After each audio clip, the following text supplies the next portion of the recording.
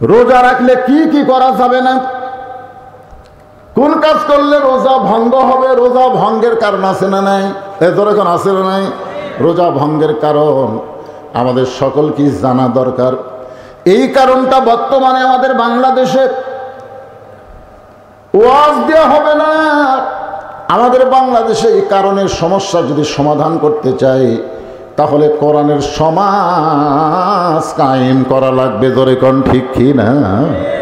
আমি রমজান মাসেও গেছিলাম সৌদি আরবে, রমজান মাসে। তো আমি দেখেছি ওখানে রোজার কয়েকদিন আগে গেছিলাম, তো যেই রমজান মাসের চাঁদ উঠল ওটার সাথে সাথে সৌদি সরকার ঘোষণা করে দিল আল্লাহ তাআলার নিয়ামত স্বরূপ 1 বছর পরে নবী দোয়া করতেন বাল্লিগ না রমাদান, সেই রমজান মাস আল্লাহ আমাদেরকে দেওয়ার কারণে কোরআন নাজিলের মাস আবার আল্লাহ আমাদেরকে নিয়ামত স্বরূপ দেওয়ার কারণে প্রত্যেকটা দ্রব্যমূল্য, প্রয়োজনীয় খাদ্য এবং দ্রব্যমূল্যের দাম যা ছিল কোরআন নাজিলের মাস পাওয়ার কারণে তার দাম অর্ধেক হয়ে গেল। কি বুঝলেন? এই সৌদি প্রবাসীরা, সৌদি প্রবাসীরাই তো মাহফিল করতেছে।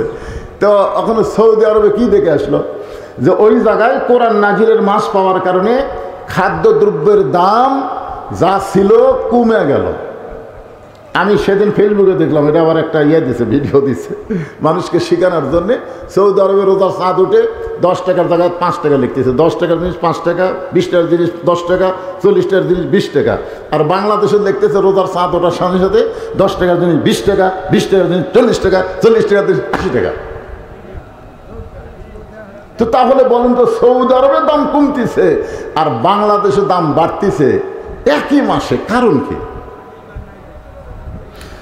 ঈমান না, কারণ হলো ওই দেশে শুধু কোরআন নাজিলের মাসকে গ্রহণ করে নাই, কোরআনকেও তারা বাস্তব জীবনে গ্রহণ করেছে। জোরে কোন কথা ঠিক কিনা? আর বাংলাদেশে রমজান মাস পাওয়ার পরে কোরআন কি বলতেছে, কারণ তারা তো শোনে, তারা শোনে। এই যে আজকে আমি ওয়াজ করতেছি আপনারা শুনতেছেন না, কিন্তু আল্লাহ কি বলেছেন? সামিনা ওয়া তাআনা, শুধু শুনলে হবে না, ওইটাকে গ্রহণ করা লাগবে। আল্লাহর কোরআনকে গ্রহণ করতে গেলে একা একা কোরআন শরীফ গ্রহণ করা যাবে না। কোরআনকে গ্রহণ করতে গেলে কোরআনের একটা দল গঠন করা লাগবে, সকলে মিলে আল্লাহর কোরআনকে গ্রহণ করব। যেটা ধরছি আগে শোনা লাগবে। হ্যাঁ, তাহলে কি বলতেছি? নামাজ আল্লাহর জন্যও পড়ি, মানুষকে দেখানোর জন্য কিন্তু আমরা মাঝে মাঝে নামাজ পড়ি না ভাইজান? আপনি নিজের বিবেককে বলেন। হ্যাঁ, অনেক মানুষ নামাজ পড়ে না, অনেক মানুষ নামাজ পড়ে না। এখন জানাজার নামাজের ঘোষণা করছে, জোহরের নামাজের পরে জানাজা হবে। তো আমার এলাকার কিছু ছেলে পেলে বাইরে ঘোরাফেরা করতেছে। আমি বললাম, কে রে, বাইরে ঘুরতেছিস কেন? তো বলছে জোহরের পরে তো জানাজা হবে, তো জোহরের নামাজ। তো কয় না, আমরা তো জোহর পড়ার নিয়তে বাড়াইনি হুজুর, আমরা জানাজা পড়ার নিয়তে বাড়াচ্ছি। তা আমি বললাম, পাগল, জোহরের পরে জানাজা যখনই ঘোষণা করেছে তখন আগে জোহর পড়া লাগবে। জোহর হলো ফরজে আইন আর জানাজা হলো ফরজে কিফায়া। ফরজে কিফায়া যদি গ্রামের 10 জন মানুষ আদায় করে লোকটাকে দাফন করে, সবার উপরে আল্লাহ আদায় করে নিবে। কিন্তু ফরজে আইন তো 10 জন 20 জন পড়লে হবে না। মুসলমান যারা দাবি করে তাদের সকলকেই জামাতের সঙ্গে নামাজ আদায় করা লাগবে। জোরে কোন কথা ঠিক কি না? কারণ আমি তো হাদিস বললাম, রোজা না রাখলে মানুষ বেঈমান হবে, হজ না করলে মানুষ বেঈমান হবে, জাকাত না দিলে মানুষ কাফের হবে, কোথাও নেই। আপনি যদি জাকাত না দেন আপনাকে কাফের বলা যাবে না, হজ না করলে আপনাকে কাফের বলা যাবে না, রোজা না রাখলে আপনাকে কাফের বলার কোনো সুযোগ নেই। কিন্তু আপনি যদি নামাজ আদায় না করেন আপনাকে ডাইরেক্ট কাফের বলার সুযোগ আছে। প্রথম একটা হাদিস শোনেন, লা সালাতা লা ঈমানা, যার নামাজ নাই তার ঈমানই নাই। লা সালাতা লা দীনা, যার নামাজ নাই তার ধর্মই নাই।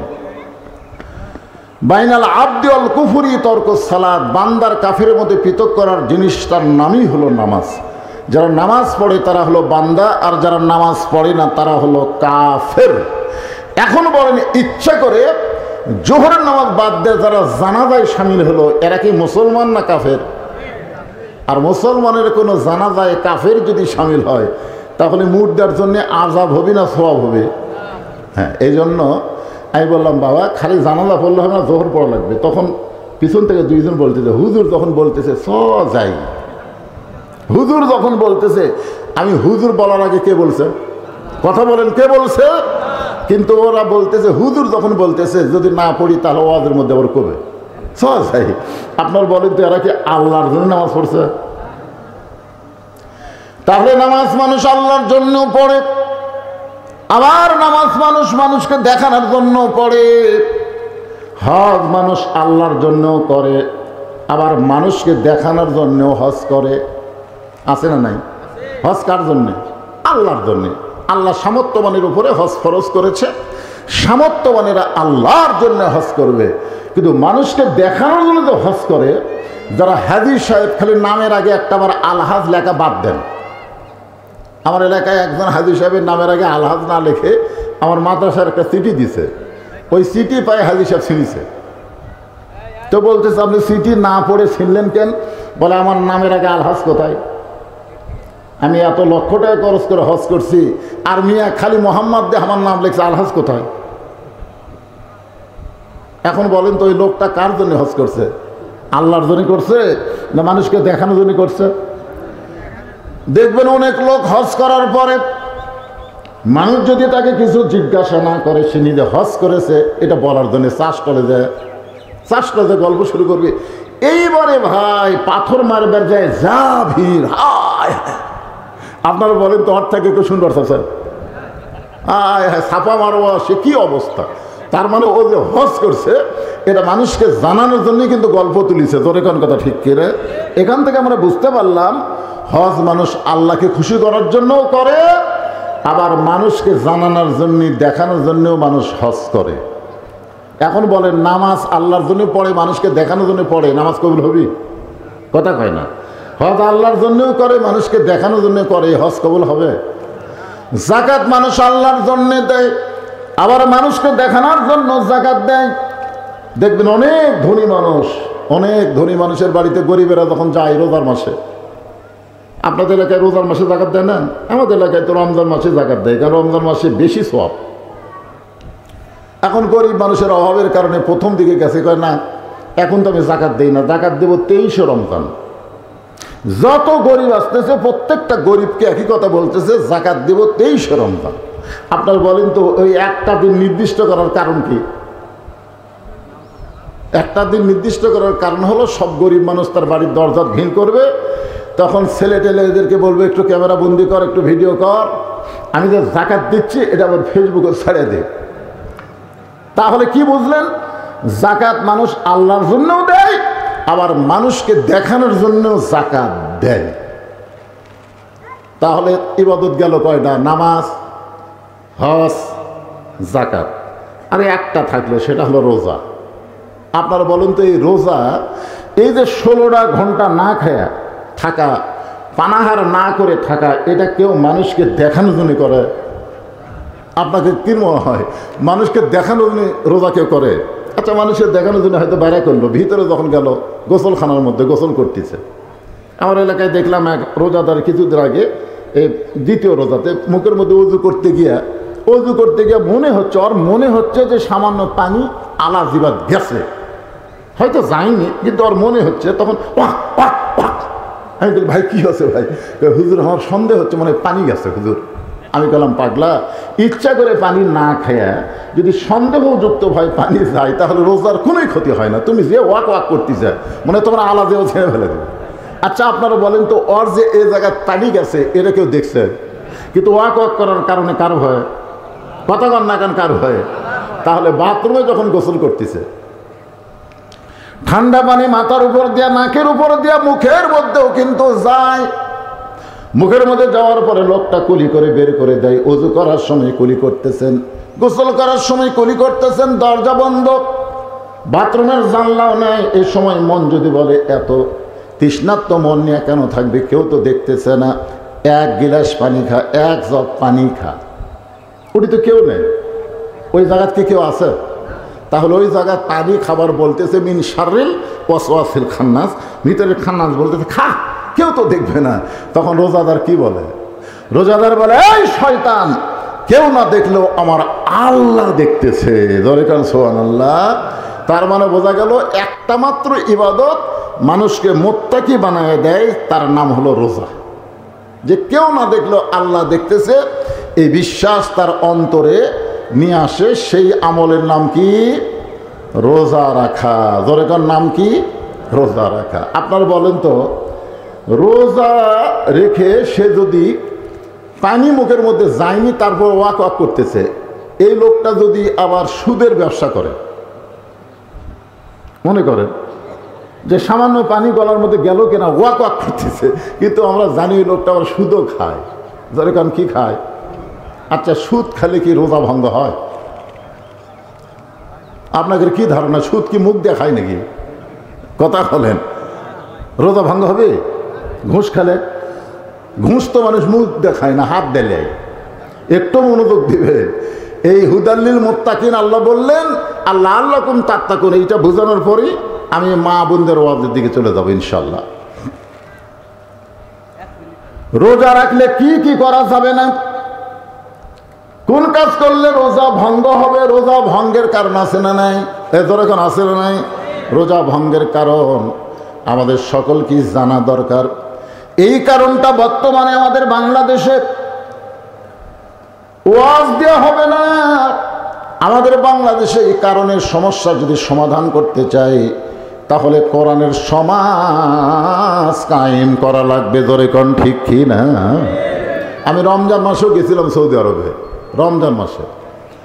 তো আমি দেখেছি ওখানে, রোজার কয়েকদিন আগে গেছিলাম, তো যেই রমজান মাসের চাঁদ উঠল, ওটার সাথে সাথে সৌদি সরকার ঘোষণা করে দিল, আল্লাহ তাআলার নিয়ামত স্বরূপ 1 বছর পরে নবী দোয়া করতেন বাল্লিগনা রমাদান, সেই রমজান মাস আল্লাহ আমাদেরকে দেওয়ার কারণে, কোরআন নাজিলের মাস আবার আল্লাহ আমাদেরকে নিয়ামত স্বরূপ দেওয়ার কারণে, প্রত্যেকটা দ্রব্যমূল্য, প্রয়োজনীয় খাদ্য এবং দ্রব্যমূল্যের দাম যা ছিল, কোরআন নাজিলের মাস পাওয়ার কারণে তার দাম অর্ধেক হয়ে গেল।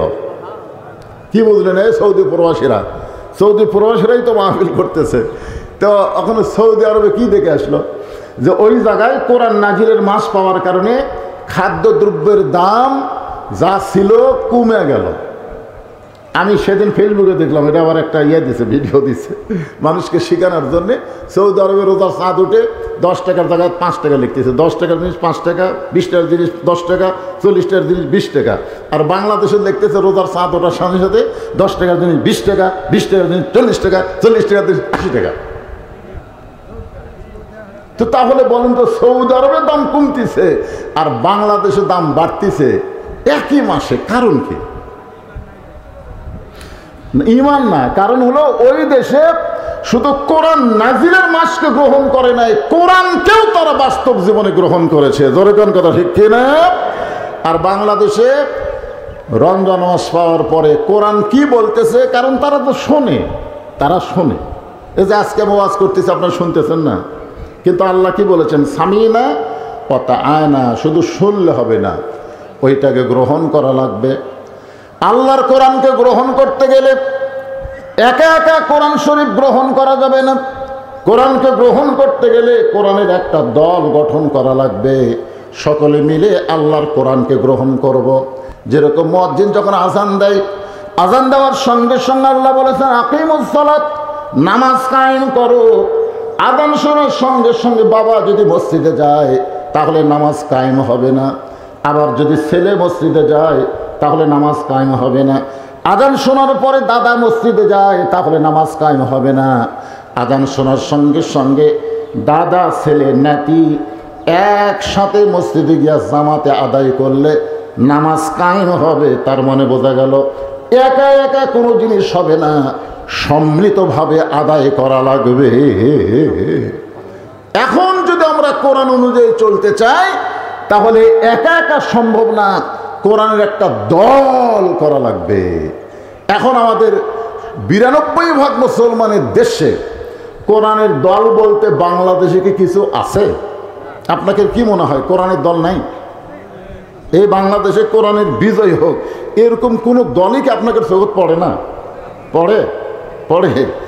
এই যে দেখেন, এই কোরআন যদি আপনি বাংলার জমিনে বিজয় হোক, বাংলার জমিনে কোরআন অনুযায়ী আমরা চলি, যেই কোরআন নাজিল হওয়ার কারণে রমজান মাসের দাম বাড়লো, যেই রাতে কোরআন নাজিল হওয়ার কারণে হাজার মাসের চাইতে রাতের দাম বেড়ে গেল, সেই কোরআন আমাদের বাংলাদেশে খেলে ও শুনবো না, বাস্তব জীবনে কোরআনকে গ্রহণ করব। এই গ্রহণ করার নিয়তে কোরআন বিজয়ের আন্দোলনে যারা চলবে, মনে মনে ধারণা করবে আল্লাহর কোরআন বিজয় করতে গেলে প্রয়োজন হলে শহীদ হব, তারপরও কোরআন বিজয়ের আন্দোলন থেকে আমি পিছপা হব না।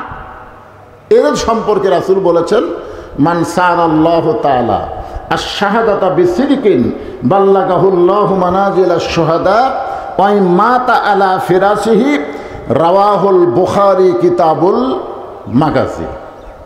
আল্লাহ রাসূল বললেন যে দুনিয়াতে আল্লাহর কোরআন বিজয়ের আন্দোলনে শাহাদাতের তামান্না নিয়ে কেউ যদি সৈনিক হয়, কেউ যদি দল করে, ওই মাতা আলা ফিরাশিহি, সে যদি নিজের বিছনায়ও মৃত্যুবরণ করে, বাল্লাগাহুল্লাহু মানাজিলাশ শুহাদা, আল্লাহ তাআলা হাসরের ময়দানে তাকে শহীদদের কাতারে দাঁড় করায়া দিবে।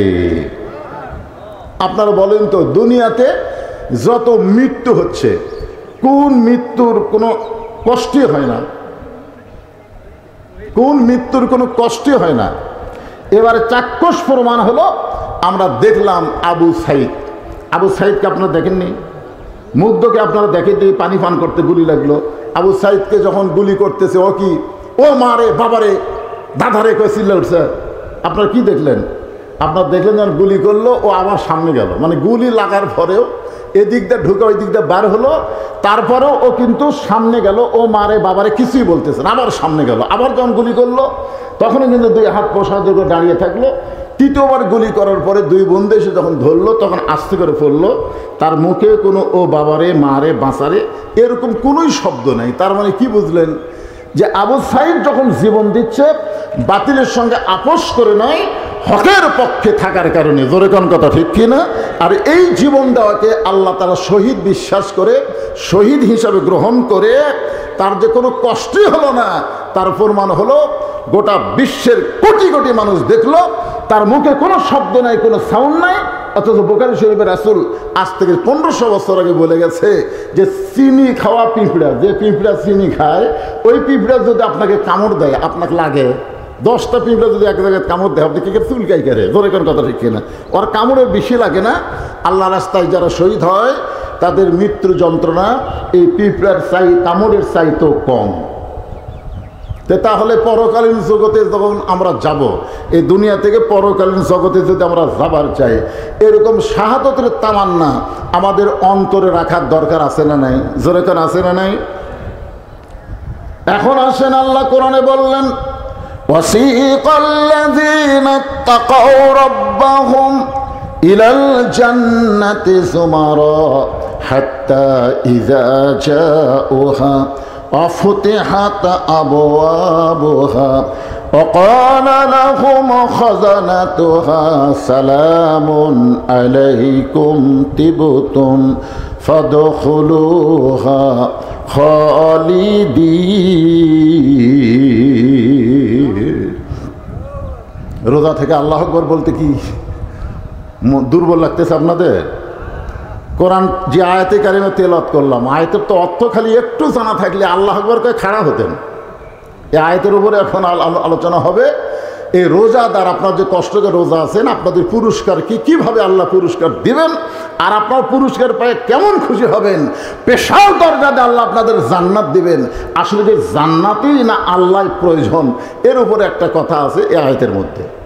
তো এইটা বলার আগ দিয়ে আমি দেখতেছি আমার অবস্থা, শরীর অবস্থা খুব একটা ভালো দেখতেছি না, বুঝলেন? বেশি লম্বা আওয়াজ হয়তো করতে পারবো না, আপনারা শুনতেছেন তো কষ্ট হচ্ছে না, কিন্তু বলতেছি আমি।